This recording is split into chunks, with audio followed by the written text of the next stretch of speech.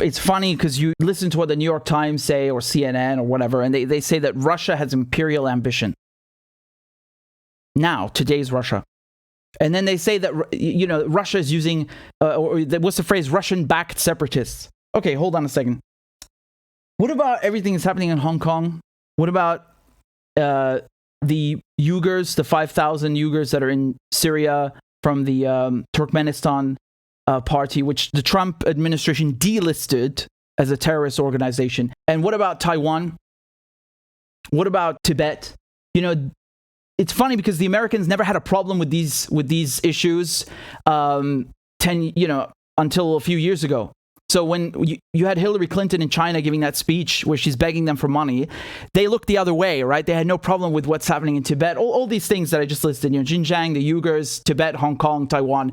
And now, because China's becoming the competition, now they care about, it's the same. Everybody with me. What's the chorus? Human rights and freedom and democracy, right? They care so much now, all of a sudden. And what's the U.S. doing in Syria? They have 1/3 of Syria, everything basically to the east of the Euphrates River. They are occupying that with the Kurdish militias, with the SDF. So it's twofold.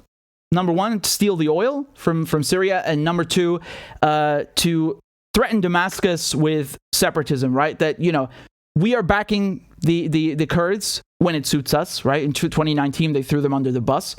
But now the Americans are with them in northeastern Syria. The SDF militias, they obviously want to cut this whole territory where all the oil is, all the crops are, away from Syria and make it into a Kurdish country, right? So the United States is actively backing separatist movements in other countries. And, you want to talk about imperialism. I'm just stunned. Like, I never, ever, ever hear people in these outlets like New York Times or ABC, whatever it is, mainstream legacy media. They never refer to Western foreign policy as imperialist, but now Russia is imperial, apparently. Wow.